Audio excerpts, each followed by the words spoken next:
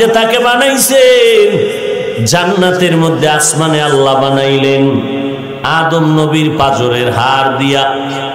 এখান থেকে একটা উপদেশ আমাদের জেনে রাখা দরকার, বিশেষ করে আম্মাজানদের, পুরুষেরও জানতে হবে, আম্মাজানেরও জানা রাখা দরকার। আসেনি আম্মাজানের? আছে। আম্মাজানদের জানতে হবে, এই আম্মাজান, এই জমিনে আল্লাহ যখন নারী সৃষ্টি করেছেন, কোন বাবার থেকে কোন নারী আল্লাহ বানান নাই, স্বামীর থেকে নারী বানাইছেন। আল্লাহ আদমের থেকে আম্মাজান হাওয়াকে সৃষ্টি করলেন, পৃথিবীর শ্রেষ্ঠ সুন্দরী রূপসী জান্নাতি পোশাক দিয়া একটু দূরে বসায় রাখলেন। আদম নবী ঘুম থেকে উঠলেন, ঘুম থেকে উঠিয়া হঠাৎ করে নজর পড়ে গেল পৃথিবীর শ্রেষ্ঠ সুন্দরীর দিকে। ফেরেশতারা আওয়াজ দিলেন, বেশিক্ষণ তাকানো যাবে না, অন্তর যদি আগাইতে চায় নিয়ম অনুযায়ী আগানো লাগবে, ঘুরাইয়া ঘুরাইয়া আগাইতে হবে, ডাইরেক্ট আগানো যাবে না। ডাইরেক্ট আপনি একটা মেয়ের সাথে হাত বাড়াবেন হারাম, বেগানারে ডাইরেক্ট সালাম দিবেন জায়েজ নাই, সালাম দেওয়া নিষেধ। হুজুর ওই মেয়েটাকে পছন্দ করার পরে আর একজন হুজুর মাঝখানে ঢুকাইলো, দুইজন সাক্ষী বানাইলো, ইজাব কবুল হলো, খুতবা পড়লো, ঘুরাইয়া হালাল বানায়া হুজুর গ্রহণ করলো। ডাইরেক্ট গ্রহণ করা হারাম। ফেরেশতারা বললেন ওদিকে তাকানো যাবে না, যদি যেতেই চায় মনটা, আল্লাহর আইন হলো ঘুরাইয়া যাওয়া লাগবে। বলে কেমনে? কয় বিয়া করতে হবে। বিবাহের সিস্টেম কি? বলে 1 নাম্বার মহর আদায় করা লাগবে, 2 নাম্বার বিয়ার খুতবা পড়া লাগবে, 3 নাম্বার মাঝখানে সাক্ষী লাগবে। এইবার আদম কয় কেমনে কেমনে তো কিছুই বুঝি না। এইবার কয় আপনার বিয়া পড়াইবেন আমার আল্লাহ, সাক্ষী হবে আরশে আজিম, নূরের তৈরি আরশে আজিম, যেই ফেরেশতারা কাঁধে নিয়ে দাঁড়ানো তারা হবে সাক্ষী। আর মহর হবে আপনার পক্ষ থেকে, টাকা পয়সা নাই। একজন নবী আসবেন জমিনের মধ্যে, সৃষ্টির শ্রেষ্ঠ নবী রাহমাতুল লিল আলামিন, তার উপরে 21 বার দরুদ শরীফ পড়বেন, এটাই হবে আপনার বিবাহের মহর। हर के बाशुद आमिले सल्लो मुदगम आतिशे दोज़ख शवद बरवाए हाराम। आदमेरे अल्लाह डायरेक्ट माटी থেকে বানাইছেন।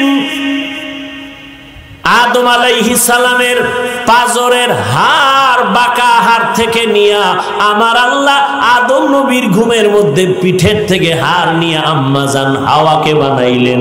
এখান থেকে নারীদের জেনে রাখতে হবে, আমরা বাবার থেকে আসি নাই, আমাদের প্রথম জন্ম হয়েছে, সৃষ্টি হয়েছে স্বামীর থেকে। নবী জিগায় হাওয়ারে, তুমি কে? মান আনতা, মান আন, তুমি কে? আমি একটা নারী। তোমার বানাইছে কে? আমার রব। কেন বানাইছে? তোমার শান্তির জন্য, তোমার শান্তির জন্য বানাইছে। এবার পুরুষের জানা থাকতে হবে, এ পুরুষ, দুনিয়াতে যত নারী আল্লাহ বানাইছেন, আদম নবীর পাজরের হাড়, বাঁকা হাড় দিয়া বানাইছে। সোজা করার চেষ্টা বেশি করবা না, কপালে আগুন লেগে যাবে। ভাইরা আমার, আল্লাহ তাআলা আম্মাজানকে বানাইয়া বিয়া টিয়া হয়া শান্তির জন্য থাকতে দিলেন। ইয়া আদম উসকুন আনতা ওয়া যাওজুকা, হে আদম তুমি আর তোমার স্ত্রী জান্নাতের মধ্যে বিচরণ করো, ঘুরতে থাকো, ফুর্তি করো, আনন্দ করো।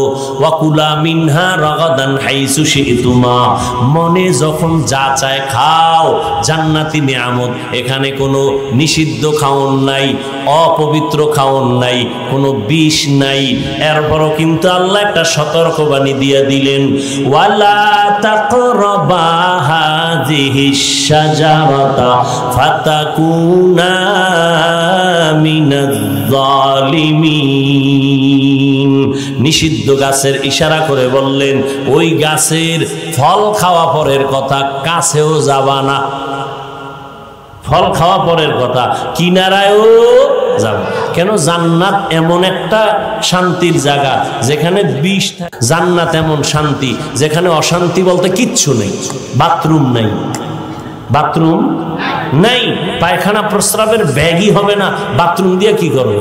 আল্লাহ পাকের নবী বলেন, আল্লাহর কাছে দুনিয়াটার মূল্য যদি একটা মশার দানা বরাবর হইতো, কোন বেঈমানের এক ঢোক পানি পান করার অনুমতি আল্লাহ দিতেন না। দুনিয়ার কোনো দাম আল্লাহর কাছে নাই, এরপরও দুনিয়ায় পাঠাইলেন কেন?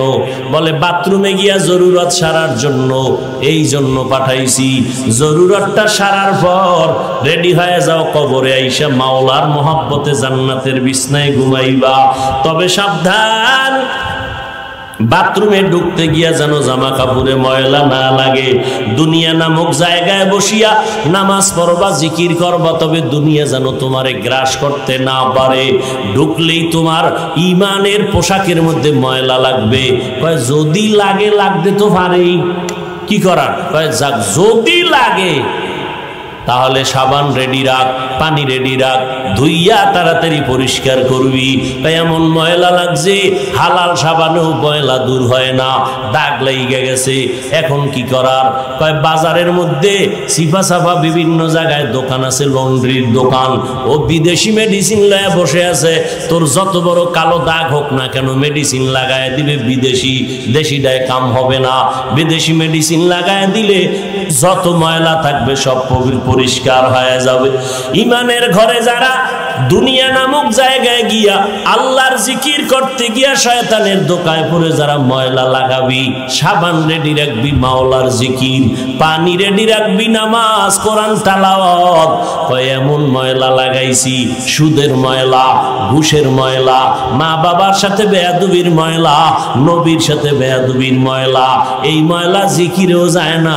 কয় জমিনের মধ্যে কিছু ছোট ছোট খানকা লইয়া বড় বড় আল্লাহওয়ালারা বসে রয়েছে বিদেশি মেডিসিন।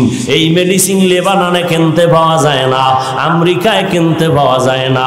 ওদের কাছে যাইয়া একটু সময় লাগাও, ওরা লন্ড্রির মধ্যে যখন তোমার একটু তাপ দিবে, না তাওয়াজ্জু দিবে, নেক নজর দিবে, বিদেশি মেডিসিনের তাকওয়ার পাওয়ার নিয়ে যখন তাকাবে, তোর যত বড় ময়লা অন্তরে থাকবে সব আল্লাহ পরিষ্কার বানায় দিবে। সোহবতে সালে তোরা লেকুনাথ, সোহবতে তলে তোরা লেকুনাথ। এই জন্যই তো আমি বলি, এই জমিনে যারা বলে ওলি মানি না, আউলিয়া মানি না, তারা ভণ্ড, তারা বাতেল। আসতে বললেন কেন? মনে হইতেছে গাঞ্জা খাই অজে বইছি, চেহারা দেখলে বোঝা যায়। একজনে তেঁতুল খায়, কয় কেমন লাগে? কয় ঠোঁটের মিসকলে বুঝো না। এই যুবকেরা, মনে হয় চেহারা দেখলে বিড়ি টাইনে বইছি, মনে হয় আমাকে মাথা খারাপ। মাথা খারাপ তোর হতে পারে, বিড়ি টানলে তুই টানো, ইয়াবা খাইলে তুই খাও, নেশা খাইলে তুই খাও, মদের বোতল নিয়ে দৌড়াইলে তুমি দৌড়াও। তোমার মাথা খারাপ হতে পারে, কোরআনওয়ালার মাথা খারাপ হতে পারে না। অতএব সঠিকভাবে বলছি, চ্যালেঞ্জ দিয়ে বলছি, আল্লাহর জাতের কসম করে বলছি, এই জমিনে যারা বলে ওলি লাগে না, আউলিয়া লাগে না, ওরা বুখারী শরীফ মানে না, কোরআন শরীফ মানে না, স্পষ্ট ওরা ভণ্ড। খুব সতর্ক, সাবধান। অনেকে বলে মা বাবার থেকে আর বড় পীরকে। মা বাবা এত বড় পীর হইলে তুমি স্কুলে পড়ছো কেন? মা বাবায় তোমার একটা তাওয়াজ্জু দিত, তোমার সব ভিতরে চলে আসতো। তুমি মাদ্রাসায় 12 বছর ডাউলের পানি আটার রুটি খেয়ে পড়ো কেন? মা বাবার দোয়া নিয়ে ভালো হয়ে যাও। এটা একটা ধোঁকা। পীরের কাছে গেলে কি মা বাবার সম্মান কমে যাবে? মা বাবার ইজ্জতের স্থান একটা, পীরের আল্লাহ আলাদের স্থান একটা, ওস্তাদের স্থান আর একটা। আলাদা আলাদা ভাগ করাস। আবু বকরের নাম শুনছেন, রসুলের সাহাবী। তার দাম কি কম বেশি? কম না বেশি? কেমন বেশি? সারা দুনিয়ার মুমিনদের নেক আমল যদি এক পালায় দেওয়া হয়, আবু বকরের ইমানের পাল্লা সবার থেকে ভারী হয়ে যাবে। সেই আবু বকর নবীর দরবারে গিয়া পড়ে থাকতেন। ওমরের মতো বান্দা নবীর দরবারে পড়ে আছেন। ও আল্লাহর বান্দারা, আমি শুরুতেই কিন্তু বলছি এই দুনিয়াতে কিয়ামতের আগে নবীরে আর দেখতে পাইবা না। নবী আইসা বয়ান দিবে না, আবু বকর বয়ান দিবেন না, ওমরের বয়ান শুনতে পারবো না, ওসমানের চেহারা দেখতে পারবো না, আলীর চেহারা দেখতে পারবো না, আমাদের মাযহাবের ইমাম আবু হানিফা রাহমাতুল্লাহ আলাইহি আর দেখার ভাগ্য হবে না। এখন যদি আমরা কলবটারে সোজা করতে চাই, জান্নাতের বাজারটারে সাজাইতে চাই, এই জমিনে কারা আমগো সহযোগী হইয়া আমাদের জান্নাতের বাড়িটারে সুন্দর করবে? একমাত্র সহযোগিতা করার নবীর পক্ষ থেকে আল্লাহর অর্ডারে দিয়ে গেছেন একমাত্র শুধুমাত্র কেবলমাত্র উলামায়ে আহলে হক। তবে সাবধান, ওলামাদের মধ্যে একদল আছে বাতিল। নবী ১৫০০ বছর আগে হাদিস কয়ে গেছে, ছিদ্র কোনোটা বাদ রাখে নাই। নবী ১৫০০ বছর আগে বলে গেছেন, সাবধান, এই জমিনের মধ্যে একদল আলেম হবে, এরা সৃষ্টির শ্রেষ্ঠ সুন্দর ভালো। আবার একদল মাওলানা হবে, এরা সৃষ্টির নিকৃষ্ট খারাপ। হাদিসটা পড়ি, তুমি শোনো। পয়গম্বর বলেন, ইন্না শাররাশ শাররি শিরারুল উলামা ওয়া ইন্না খাইরাল খাইরি খিয়ারুল উলামা। নবীর হাদিস। সব থেকে উত্তম আলেম এটা মানা যায়, সব থেকে খারাপ হবে আলেম, এটা নবী কি কইলেন সহসায় মাথায় ধরে না। 2 মিনিটে শুনেন কেন বলছেন নবী। গাঞ্জাখোর মদখোরের নবী খারাপ বলতেন, এটা মানা যাইতো। দুনিয়ার ওলামায়ে কেরামদের নবী চূড়ান্ত এক দলের খারাপ কেন বললেন, এর কারণটা কি? 1 মিনিটে জবাব দিচ্ছি, ভালো করে শুনবেন। ও আল্লাহর বান্দারা, আমাদের সমাজে মদখোর গাঞ্জাখোর বেনামাজিরা হাজার হাজার মানুষ যদি স্টেজে দাঁড়াইয়া কোরআন শরীফ মাথায় নিয়ে কসম খাইয়া এরপরে একটা ফতুয়া দেয়, এ জাতি কখনো গ্রহণ করবে না। করবে? ও কোরআন মাথায় নিয়ে কসম খাইলেও গ্রহণ করবে না।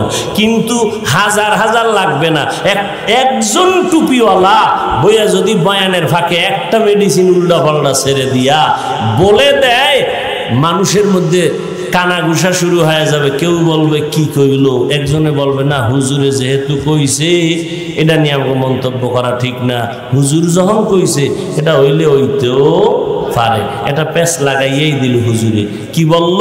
ইমাম আবু হানিফা মুশরিক। এই বাংলাদেশে হুজুর মাওলানা হইয়া একজনে বলছে কালেমা লা ইলাহা ইল্লাল্লাহ মুহাম্মাদুর রাসূলুল্লাহ, এ কালেমাটা কুফরি, এ কালেমা পড়া যাবে না। আপনি নাউজুবিল্লাহ রাউজুবিল্লাহ বললে কি হবে? মাওলানা তো বইলা পুরা বাজার গরম বানায় রাখছে। কালেমা কুফরি, যারা পড়বে এরা কাফের। তাহলে ওর আব্বা কাফের, ওর দাদা কাফের, ওই হুজুরের নানি কাফের, ওই হুজুরের দাদিও কাফের, কারণ এরা এই কালেমা হইরা কবরে গেছে। কি আসতে বলেন কেন? কথা বুঝেন না? এই যুবকেরা বলো, লা ইলাহা ইল্লাল্লাহ মুহাম্মাদুর রাসূলুল্লাহ, এই কালেমা মানো? দ্বিমত আছে কারো? দ্বিমত থাকলে আমারে হাত দেখান দরকার নাই, তুমি এখান থেকে চলে যাও গোপনে। তোমারে আমাদের ওয়াজ শোনানোর কোনো দরকার নাই। এখন এই যে কালেমাটা কুফরি, কোন বেনামাজি কইছে? বড় হুজুর কইছে, বড় হুজুর। আর এক হুজুর কয় নবীর সাহাবী ওমরে ফারুক ভণ্ড। আল্লাহ হেদায়েত দান করুন। তাহলে রসুল যে বলছেন আলেম 2 দল, টের পাইছেন নি? এক দল হক আর এক দল বাতিল। ভাইরা আমার, কোথা থেকে কোথায় যাব? আল্লাহ তাআলা আদম নবীর থেকে আম্মা জান হাওয়ারে বানাইয়া নিষেধ করলেন ওই গাছের কিনারায় যাইবা না। জান্নাতে সব গাছ ভালো, ফল ভালো, নিষেধ করলেন কেন? ওটা কি বিষ? কয় না, বরং ওইটা আঞ্জির গাছ। কি গাছ? আঞ্জির। কেউ বলছে গমের। যাই হোক, মোটামুটি একটা ভালো গাছ, ফলও মিষ্টি, মজার ফল। নিষেধ করলেন কেন আল্লাহ? আল্লাহ নিষেধ করে একটা বিধান কায়েম করলেন, কিয়ামত পর্যন্ত আদমের সন্তানেরা ওটা মানতে হবে। কি? জীবনটাকে স্বাধীন মনে করা যাবে না, খাও নাইলেই খাইয়া লাইবা না, তুমি গরু না, তুমি ছাগল না, তুমি শুকর না। গরু পাইলে খায় আমার মালিকেরটা না আর একজনেরটা, চিন্তা নাই, পাইলো আর খাইলো। তুমি মানুষ, তুমি মুহাম্মদের উম্মত, তুমি শ্রেষ্ঠ মানুষ।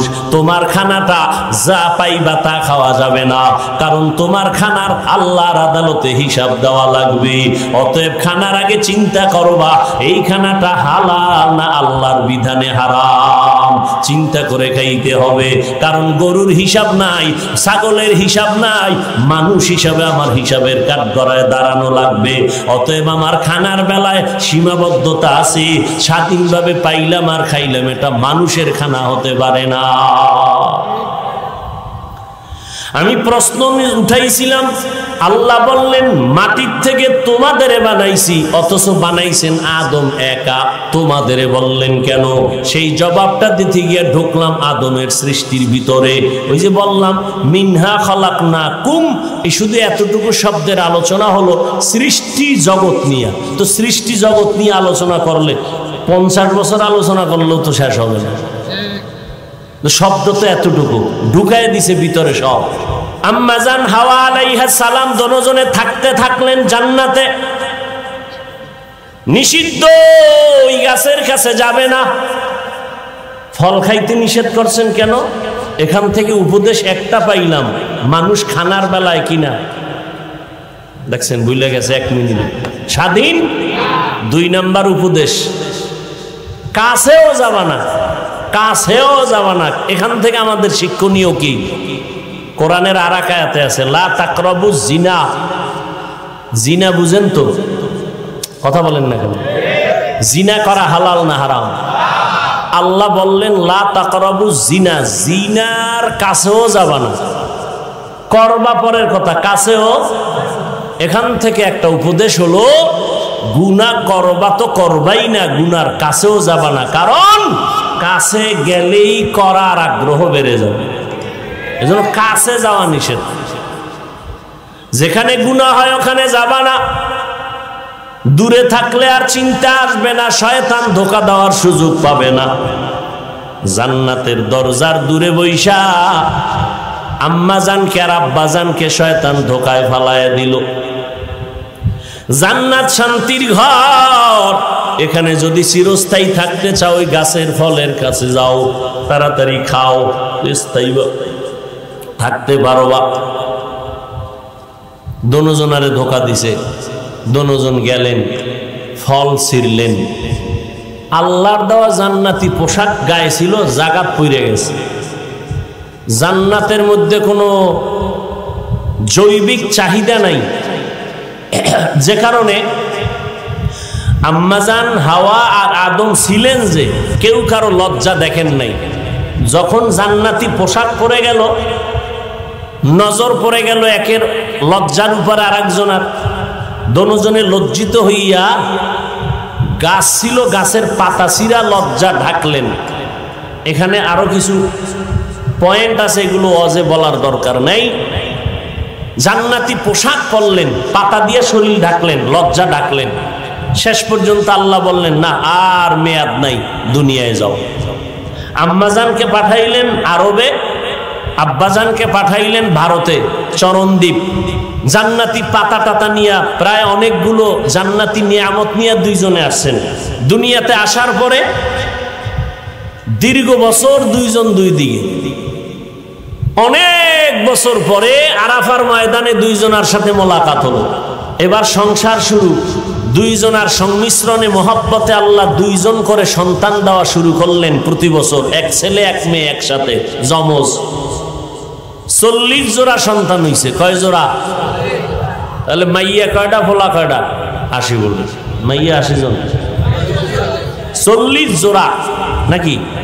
40 জন ছেলে, 40 জন। আইন কি?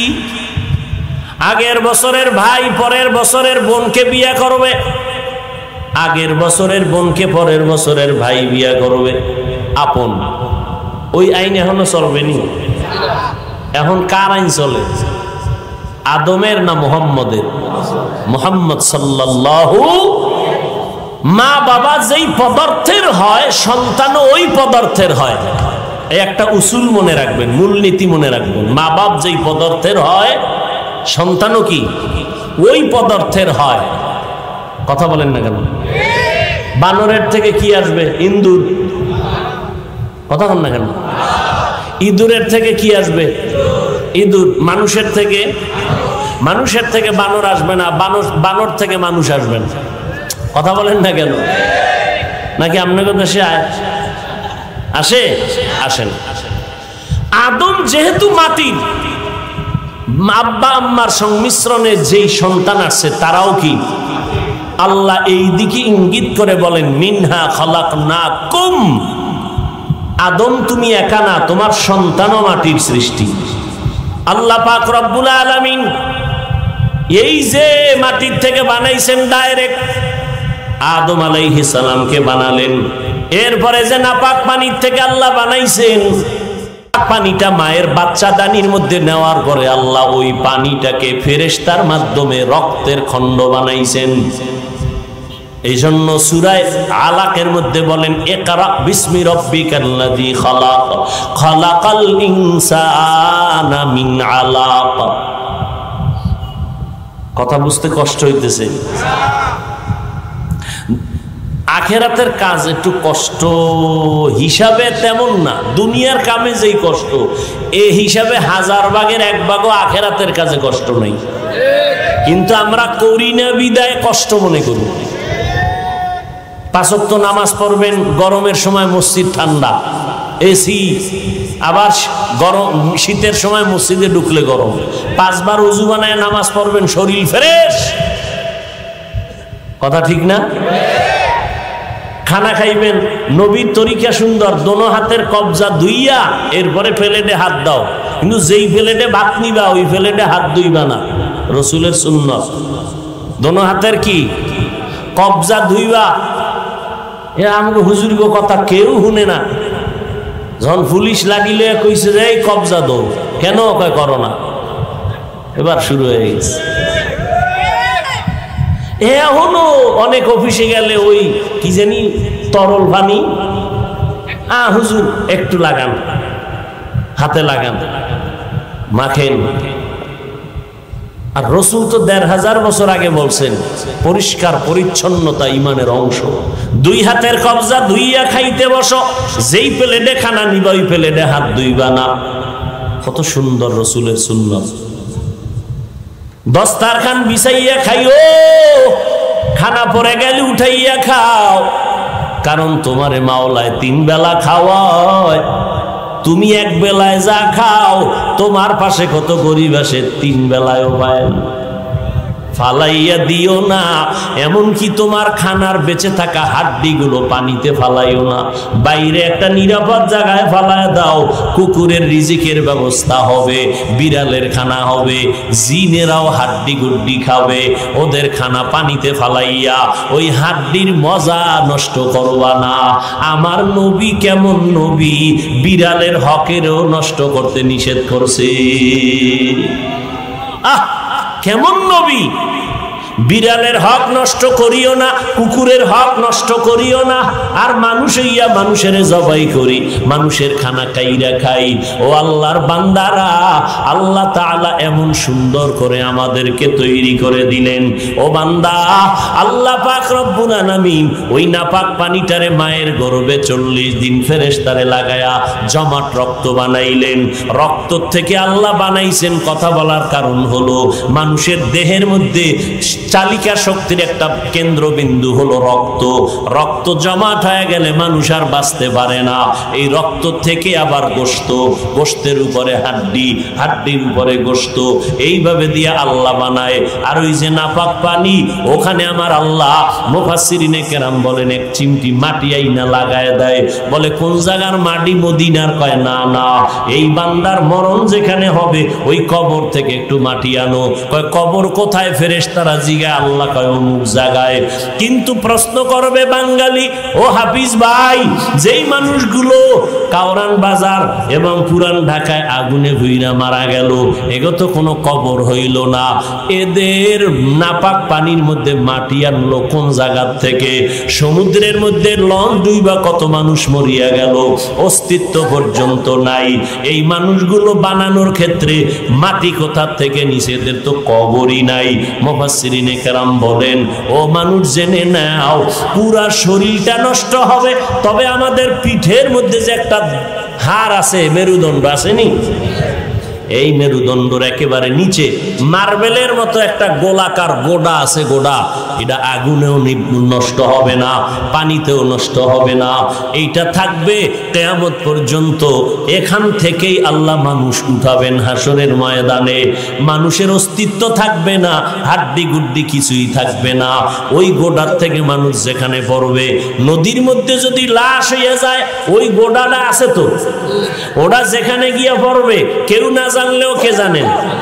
আল্লাহ কয় ওইটাই তার কবর, ওখান থেকে মাটি আন। এখন আবার প্রশ্নকারীরা প্রশ্ন করবে, আল্লাহ তাআলা আবার মানুষ অস্তিত্বহীন হয়ে গেলে আবার কেমনে অবিকল এই সুরতে বানাবেন? কত প্রশ্ন করতে তো আর ঠেকে না। প্রশ্ন করতে কি টিকিট লাগেনি? একজন ইমাম সাহেবের পরীক্ষা করার জন্য জীবনে মসজিদে যায় না, চার দোকানে দেখা হয়েছে, তো একটু হেডন দেখাই তুইব না, আমি কিছু জানি। তো হুজুরের কয়, মুসা নবীর আম্মার নামটা কোন তো হুজুর? তো জাগাত হুজুরের কি মুখস্থ আছে? নাই। হুজুরে যদি কে পরে কম, এই জন্যই তো মসজিদে যাই না, হুজুরের মধ্যে এলেম কালাম কিছু নাই। মুসা নবীর মায়ের নামটা কইতে হলো। হ্যাঁ, কিছু মানুষ এরকম আছে না, অতিরঞ্জিত চালাক, মাদ্রাসায় 1 টাকাও দান করে না, মসজিদেও দান করে না, বারবার হিসাব চায়। এরকম বেয়াদব নাই? কথা বলেন না কেন? ভাইরা আমার, আল্লাহ পাক রব্বুল আলামিন মাটির থেকে বানাইছেন। এখন কথা হইল, এত যুক্তি টুক্তি দিয়া আল্লাহ প্রমাণ করতে চান আমি মানুষ বানাইছি মাটির দ্বারা। এত যুক্তি দিয়া মাটি প্রমাণ করতে চান কেন? এইবার শুনেন ফলাফল। ফলাফল হইল, আল্লাহ পাক রব্বুল আলামিন এই শব্দ দিয়া মানুষের 1 নাম্বার উপদেশ দিতে চান, ও মানুষ, আমি নূরের সৃষ্টি ফেরেশতারে শ্রেষ্ঠ বানাই নাই, আগুনের সৃষ্টি জিনের শ্রেষ্ঠ বানাই নাই, আমি আল্লাহ মানুষ মাটির দ্বারা বানায় শ্রেষ্ঠত্ব দান করেছি। ও মাটির মানুষ, মিনহা খালাকনাকুম, এই শব্দ থেকে 1 নাম্বার উপদেশ নাও। আল্লাহ মাটির থেকে তোমাদের বানাইছেন, মাটি পায়ের নিচে থাকে, ওই মাটির থেকে বানাইয়া তোমার সম্মানটা নিচে রাখে নাই। আল্লাহ সম্মান এত বেশি দান করেছেন, নূরের সৃষ্টি ফেরেশতারও এত সম্মান নাই, জিনেরও এত সম্মান নাই, আল্লাহ মানুষের এত সম্মান দান করেছেন। ও মানুষ, তুমি মাটির সৃষ্টি হইয়া অন্তরের মধ্যে লালন করো, তুমি ফেরেশতার থেকেও দামি, তুমি জিনের থেকেও দামি, তুমি এত সম্মানের মানুষ, তোমার এত পজিশন, এত মর্যাদা আল্লাহ দান করেছেন, এই মর্যাদা তুমি ধইরা রাখো, কিয়ামতের ময়দানে বিনা হিসাবে জান্নাত দেওয়া হবে। তাহলে মাটির থেকে বানাইয়া 1 নাম্বার উপদেশ হলো, আমরা হলাম সৃষ্টির শ্রেষ্ঠ, কিন্তু খবরদার, এই সৃষ্টির শ্রেষ্ঠত্ব যদি ধইরা রাখতে চাও, তাহলে মাটির দিকে তাকাইয়া আর একটা উপদেশ নাও। সেটা কি? মাটির ধর্ম বা চরিত্র হলো নরম থাকা না গরম? মাটির উপরে কি পরিমাণ জুলুম আমরা করি! কত দালালেরা 1 জমিন 13 বার বিক্রি করে জাল দলিল দিয়া, আছে না নাই? জমিন কারোর সাথে খারাপ ব্যবহার করে না। জমিনের উপরে দাঁড়াইয়া কত অন্যায় করেছি, জমিন কোনোদিন রাগ করে নাই। অথচ কারুনের সাথে করছিল না, মাটির মধ্যে গেড়ে ফেললো, কারুনের মাটিতে খেয়ে ফেললো, আর বাঁচার উপায় হলো না। আল্লাহ মাটির থেকে বানাইয়া দুইটা উপদেশ দিলেন। এক নাম্বার, মাটির মানুষ তোদের সম্মান পায়ের নিচে না, সবার উপরে। কেমন উপরে? নূরের সৃষ্টি ফেরেশতাদের এত সম্মান নাই। দুই নাম্বার উপদেশ, ও মাটির মানুষ, তোমার এই শ্রেষ্ঠত্ব ধরে রাখার জন্য মাটির মতো নরম হইয়া চলো। মাটির সাথে এত গাদ্দারি মানুষ করে, মাটি কারো সাথে খারাপ আচরণ করে না। ও মাটির মানুষ, মাটির মতো নরম হইয়া চলো। গরম গরম ভাব দেখাইয়া কারো সাথে অপরাধ করবা না, কারণ আমার মাটির চরিত্র হলো নরম। আমার নবী মানুষের নরম কথা দিয়া মাত্র 23 বছরে গোটা দুনিয়াটা আলোকিত করেছে। আমগো জন্ম নরম, আমরা দুনিয়াতে মানুষ বড় নরম। আল্লাহ বলেন ওয়া খুলিকাল ইনসানু যায়ীফা, মানুষ হলো বড় দুর্বল। দুর্বলের মধ্যে আল্লাহ বরকত বেশি দিবেন। পুরুষের তুলনায় নারীরা দুর্বল, এই জন্য পুরুষের থেকে নারীর সম্মান কম না বেশি? বেশি। নরম হওয়ার কারণে, নরম কথায় মানুষের অন্তরের মধ্যে দাগ কাটে, অ্যাকশন হয় বেশি। আমার নবী নরম নরম কথা দিয়া মানুষের দাওয়াত দিয়েছেন, ও আল্লাহর বান্দারা, নরম চরিত্র নিয়ে চলো, গরম ভাব দেখাইও না। আর গরম ভাব দেখাইতে গিয়া ফেরাউন টিকতে পারে নাই, নমরুদ টিকতে পারে নাই। যেই ফেরাউন নিজেরে শুধু খোদা দাবি করে নাই, বলতো আমি সব থেকে বড় খোদা, আনা রব্বুকুমুল আলা, আমি শুধু খোদা না, সব থেকে বড় খোদা আমার আল্লাহ। সেই ফেরাউনের লোহিত সাগরের পানিতে চুবাইয়া ধ্বংস করে দিলেন। ও আল্লাহর বান্দারা, ও যুবক, ও পর্দার আড়ালের আম্মা জান, ও বৃদ্ধ বাবাজি, মাটির আদর্শ নিয়া নরম হইয়া চলো রে বাবা। ও স্বামী, স্ত্রীর সাথে গরম ভাব দেখাইও না। ও আম্মা জানেরা, স্বামীর সাথে গরম ভাব দেখাইবেন না। মিনহা খালাকনাকুম, আপনি নরম মাটির সৃষ্টি রে আম্মা জান। ও সন্তানেরা, মা বাবার সাথে গরম ভাব দেখাইও না। ও শিক্ষক ছাত্রদের সাথে গরম ভাব দেখাইও না। ও ছাত্র শিক্ষকের সাথে গরম ভাব দেখাইও না। গরম ভাব দেখানো আল্লাহ পছন্দ করেন না। নমরুদ ভাব দেখাইয়া কয় আল্লাহরে গুলি কইরা মেরে ফেলবো। সেই নমরুদের ধ্বংস করার জন্য আমার আল্লাহর কোনো বাহিনী লাগে নাই। একটা অসুস্থ মশা নমরুদের ধ্বংস করে দিল। বলেন ওই মশা আজও আসেনি? আল্লাহ আসেনি? মশারির ভিতরে মশায় মাঝে মাঝে কানের কাছে গান গায়নি? আপনি তখন ঘুমে যদি ঢুইকেই যায়, চান্দির গোড়ায় গিয়া যদি কয় আম সরি, আমি ভাবছিলাম তুমি নমরুদ, মাফ করে দাও, কাম হইব? মিয়া, একটা পিঁপড়া কানের গোড়া এলে ঘুম শেষ। কথা ঠিক নেই? ঘুমের ভিতরে মশারি ছিদ্র ছোট, তাও দামি এসি মশারি। কি মশারি? এসি মশারি। এখান দিয়ে মশা ঢুকলো, কিন্তু কানের ছিদ্র কত বড়, সামনে ঘুরে একটা মশাও ভেতরে ঢুকে না। কারণ আমার আব্বাজান পাহারা দেয়। কি না, আমার আল্লাহ কত দয়ার মালিক।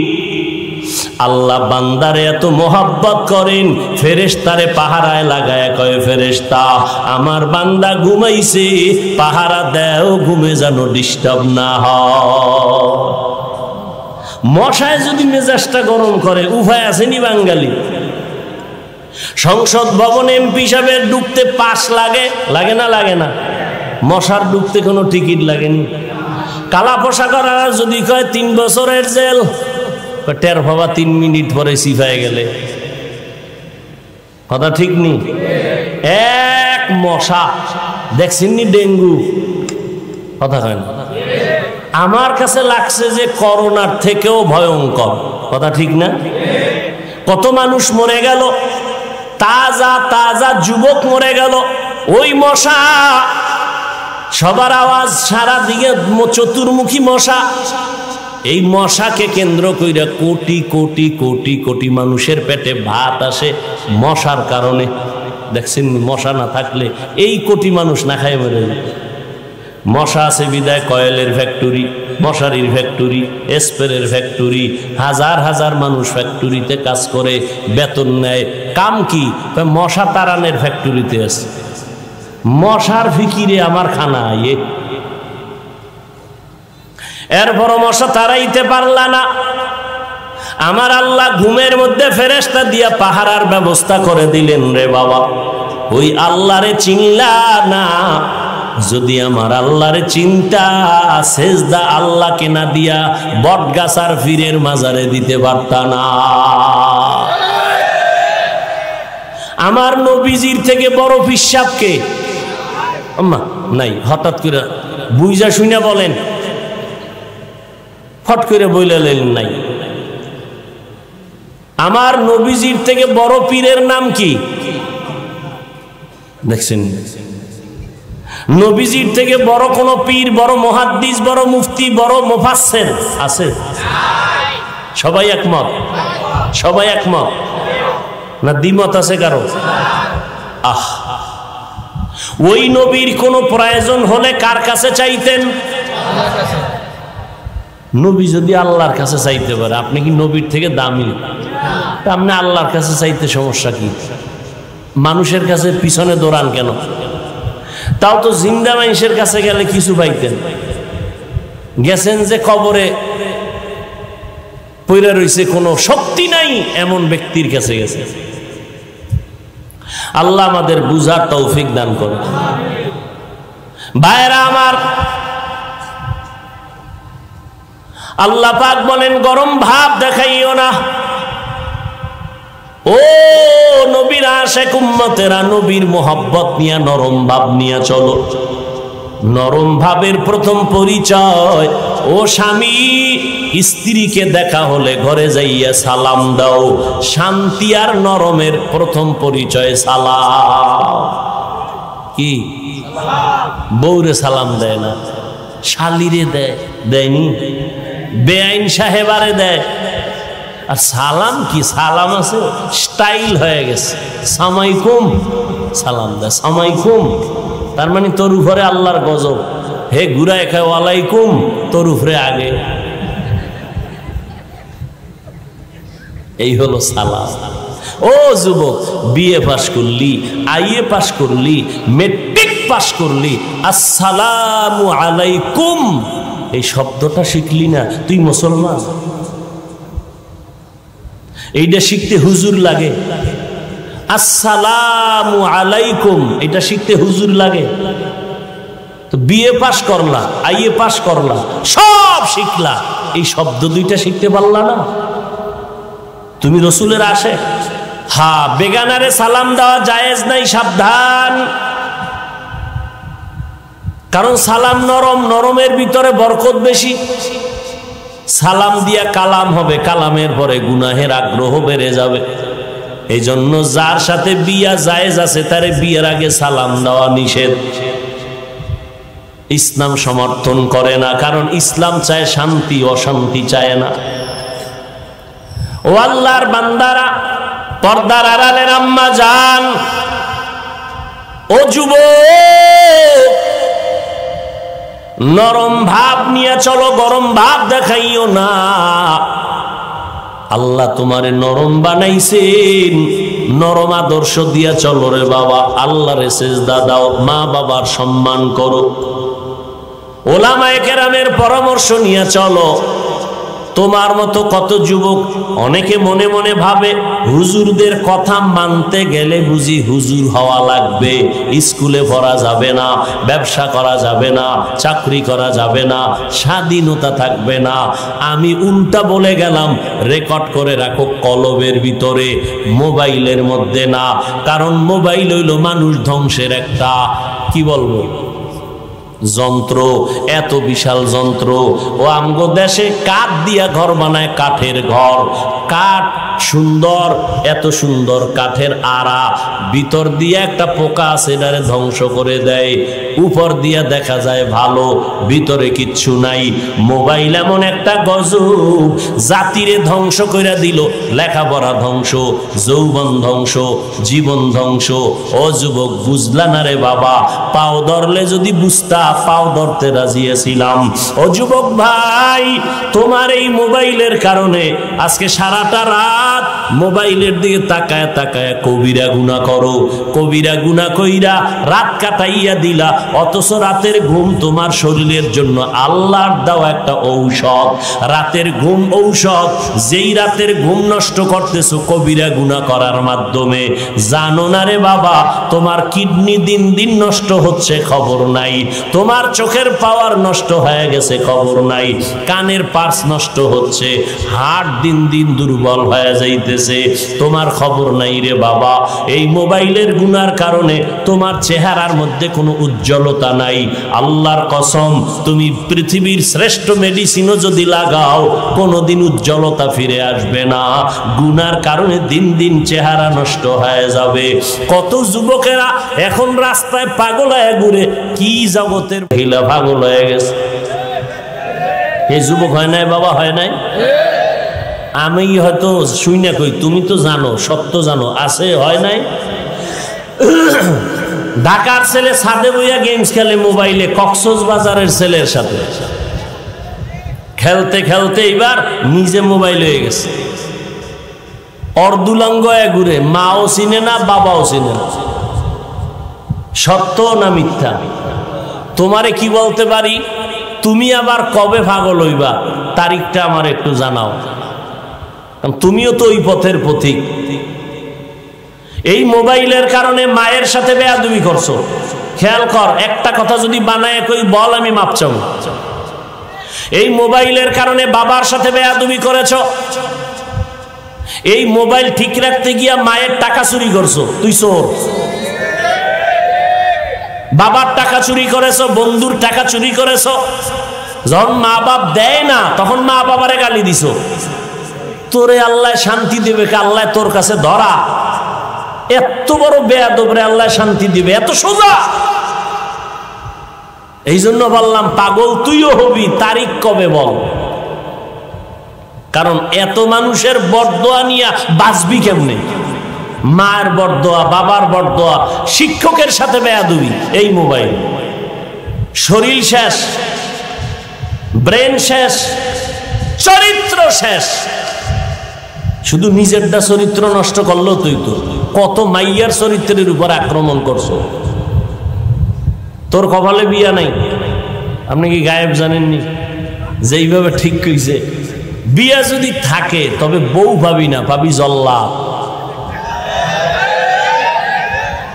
এমন একটা জল্লাদ আসবে, 5টা মাইয়ার জাল মিডাবে জোতা দিয়া। রেডি থাকো, কত ধানে কত চাল টের হইবা। হাসির কথা না রে বাবা, মজার কথা বলি না। যদি চিন্তা করো, কান্নার কথা বলছি, কান্নার কথা। আমি হাসির কথা বলিনি। আমার সাথে তোমার কোনো দুশ্মনী নেই। আমি বললাম তো, কোরআন শরীফ থাকলে বুকে লাগায় বলতাম, বল পাও ধর্ম নাইমে আসি, নিচে নামি, তোর বুকটা আমার বুকে লাগাই। যদি কা হাফিজ ভাই পাও ধরেন, আমি আজকে থেকে গুনাহ ছেড়ে দেব। বল, আমি এখন নিচে নাইমে পাও ধরবো, কসম আল্লাহ, এখন পাও ধরবো। কোনো দুশ্মনী নাই। আমি তো বলি না তুমি পাস করলেই পড়ো, আমগো মতো হুজুর হও না। কেউ বললেও আমি তার সাপোর্ট করি না। তুমি স্কুলে আসো থাকো, কলেজে আসো থাকো, চাকরি করো আলহামদুলিল্লাহ, ব্যবসা করো আলহামদুলিল্লাহ, হুজুর হওয়ার দরকার নাই। হুজুরেরা বহু ভেজাল লাগাইতেছে, কোনো দরকার নাই। তুমি যেখানে আছো ওখানে থেকেই তুমি আল্লাহর রসুলের সুন্নাত তরিকা অনুযায়ী মা বাবার সম্মান করো, দোয়া নেও, হুজুরদের পরামর্শ নেও, 5 ওয়াক্ত নামাজ পড়ো।